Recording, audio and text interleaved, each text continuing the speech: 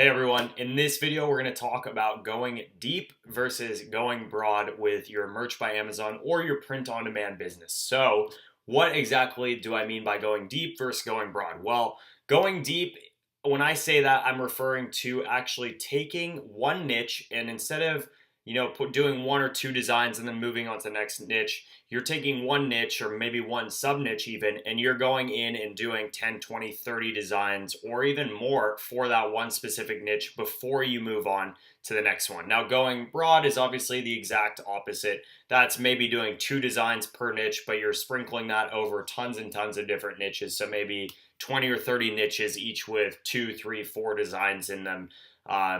And just kind of building out your business that way. Now, there's benefits and there's pros and cons essentially to both. So I'm going to get right into kind of my take on both of those methods and what I think you guys should do. Now, the long and the short answer of this is it really depends where you are in your business. So if you're in the lower tiers, you should probably focus on going as broad as possible. If you're in tier 10, you should not be going into one niche with all 10 of your designs. The reason you don't want to do that, obviously, is because what happens if you spend all your time, maybe you're paying a designer to do designs for you, and you go into that niche, and what happens, none of the shirts sell. Maybe it was a dead niche, and it's not really getting the same search volume you thought it was, okay? Well, now you have all your slots full, you wasted all your time and money on designs, it's only to find out that that niche isn't going to work. Versus in those early stages, tier 10, tier 25, if you go broad and do one design in, let's say the dog niche, one in the cat niche, one in lizards, one in chickens. Okay, well now maybe dogs and cats are too saturated, but at least you're getting sales over here in lizards and chickens. So my point, guys, is that when you're in the lower tiers, I truly think it's advantageous to really keep your designing and your niches broad. Now, as you get tiered up, you should progressively get go deeper and deeper on the niches that are working for you. Okay, so what I mean by that is, let's say you've reached tier 100 and you have traditionally been taking kind of that broad approach. So maybe you're in 20 different niches and have a couple designs in each niche. Well, what you want to do is, as you get tiered up, maybe you get tiered up to tier 500, is to go ahead and actually take maybe your top two or top three, your best selling niches, and now actually go and put a ton of effort and emphasis into those niches. So if let's say you have a really specific one like, well, let's just use lizards. You found that lizards, your two designs are selling pretty consistently. Maybe they're doing 2, 3, 4 sales per week. Or maybe even just that a month, but that's your kind of top niche to go into. Well, now that you have all these extra slots open up, the best thing that you can do is take additional time. So take more time. Maybe instead of your normal research process of only spending 10, 20 minutes to find out about this niche and the keywords and everything else, you say, you know what, I'm going to spend 1 hour doing research for this. I'm going to write down every single keyword that I find. I'm going to find out everything that all the other people are doing on Amazon. I'm going to look on Etsy this time. I'm going to look on Pinterest. I'm really going to get to know and understand that niche. I'm going to learn about pricing.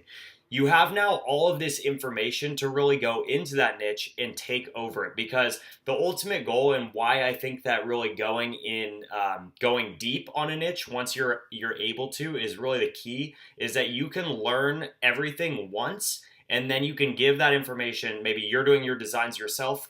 Now you can do those all at once, or you can give all your inspiration to your designer at once, and you've spent that time all up front to do all the research. Now let's say you can go into that niche, and instead of just having one or two designs that are selling decently, well, what happens if that niche only has 200 total listings and you flood it with 50 of your designs? Well, there's a really good chance that means you're pretty much going to take over that niche, guys.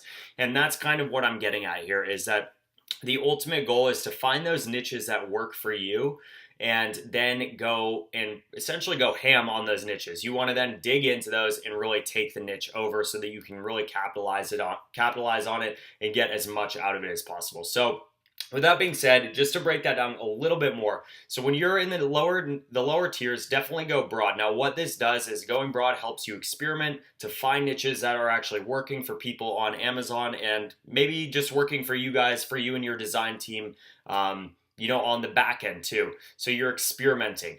But when you find that one or two that works and you've tiered up a little bit higher and have the room to actually do it, you want to choose those niches and go deep in those niches.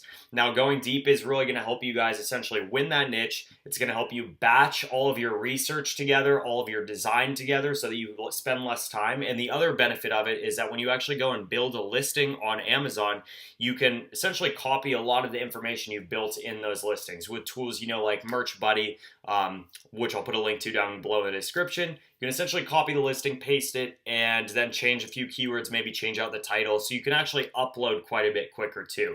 Now, the one cautionary thing I will tell you guys, and I've started to learn this now that I'm at tier 1000, is that as you guys really start to go deeper and go into the niches and really just put 20, 30, 40, 50 designs, you kind of forget to still sprinkle some out there into these new niches. And it's really important that you're always still doing some of the very broad surface level work with merch, because if you guys don't put 2 or 3 shirts up in a new niche, you're never going to experiment enough to find other niches that are working. So my cautionary tale for you guys is, as you get to these higher tier levels, tier 500, 1000, and beyond, is always remember to at least continue to kind of do that research and throw up a few designs in these other niches so that you can still find other places that are winners out there and other niches to really go into and spend some time. So that's it for this video, guys. I hope that helped. Let me know down below in the comments what you guys think about going deep versus going broad.